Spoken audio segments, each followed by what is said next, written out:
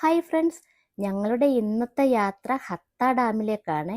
ഞാനും എൻ്റെ മകനും കൂടിയാണ് പോകുന്നത്. ദുബായിൽ നിന്നും കാറിൽ പോവുകയാണെങ്കിൽ ഏകദേശം 1.5 മണിക്കൂർ യാത്രയുണ്ട്. ഞാനിവിടെ 2 തവണ പോയിട്ടുണ്ട്. പിന്നെ മോൻ വന്നപ്പോൾ അവനെയും കൂടെ ഒന്ന് കാണിക്കാമെന്ന് വെച്ചു. എടുത്തു പറയേണ്ട ഒരു കാര്യമുണ്ട്, ഇവിടുത്തെ റോഡാണ്. ഒരു കുഴിയോ ഒരു അഴുക്കോ ഒന്നുമില്ലാത്ത നല്ല നീറ്റായ റോഡ്. ഞാൻ ഈ പോകുന്ന വഴികളൊക്കെ നിങ്ങളെ കാണിക്കുന്നത് എന്തിനാണെന്ന് അറിയാമോ? നല്ല അടിപൊളി കാഴ്ചകളാണ്, അതുകൊണ്ടാണ് കാണിക്കുന്നത്.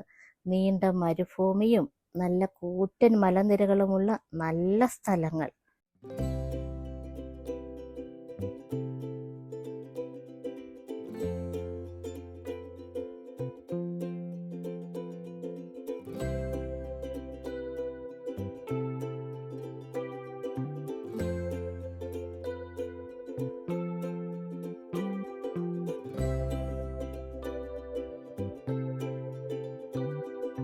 ഈ പോകുന്ന വഴികളിലൊന്നും അധികം ആൾതാമസമൊന്നുമില്ലാത്ത ഏരിയയാണ്.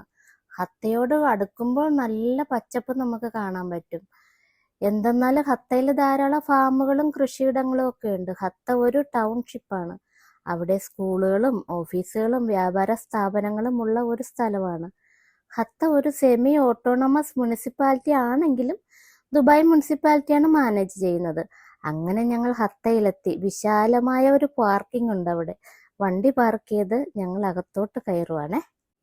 കയറുമ്പോൾ തന്നെ ആദ്യം കാണുന്നത് വളരെ മനോഹരമായ ഒരു പാർക്കാണ്. കൃത്രിമമായ തടാകങ്ങളും കുറുകെ പാലങ്ങളും ധാരാളം ചെടികളും ഒക്കെ നമുക്ക് കാണാം. ഈ പാർക്കിൽ നിന്നും മുകളിലോട്ട് കയറുമ്പോഴാണ് ഡാമുള്ളത്. ഡാമിലോട്ട് എത്താൻ ധാരാളം പടികൾ കയറി വേണം മുകളിലെത്താൻ. ഈ പടികൾ കയറാൻ ബുദ്ധിമുട്ടുള്ളവർക്കായി ഫ്രീ വാഹന സൗകര്യം ഒരുക്കിയിട്ടുണ്ട്. അങ്ങനെ വണ്ടിയിൽ കയറി ഞങ്ങൾ ഡാമിന്റെ മുകളിലെത്തി കേട്ടോ. മുകളിൽ നിന്നുള്ള കാഴ്ചകൾ വളരെ രസമുള്ളതാണ്. ഇതിന്റെ 4 വശവും കൂറ്റൻ മലനിരകളാണ്. ഡാമിന്റെ തടാകത്തിൽ ബോട്ടിങ്ങും കയാക്കിങ്ങും ചെയ്യാനുള്ള സൗകര്യമൊക്കെ ഉണ്ട്. എനിക്ക് വെള്ളം പേടിയായതുകൊണ്ട് ഞാൻ പോയതുമില്ല, അവനെയും ഞാൻ വിട്ടില്ല.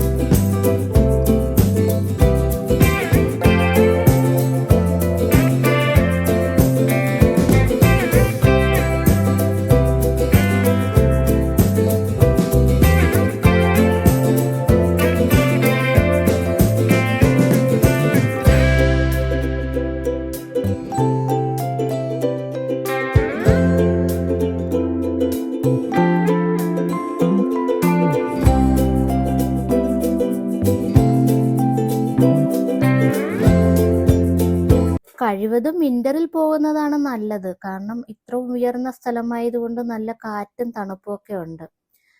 ഡാമിന്റെ മുകളിൽ നിന്നും കാഴ്ചകളൊക്കെ കണ്ടതിന് ശേഷം വണ്ടിയിൽ താഴത്തെ തന്നെ പാർക്കിൽ തിരിച്ചെത്തി. അവിടെയും കുറച്ച് സമയമൊക്കെ കൂടി ഇരുന്നതിന് ശേഷം തിരികെ ദുബായിലേക്ക് മടങ്ങുകയാണ്. അപ്പോൾ നമുക്കിനി മറ്റൊരു വീഡിയോയുമായി വീണ്ടും കാണാം. ബൈ.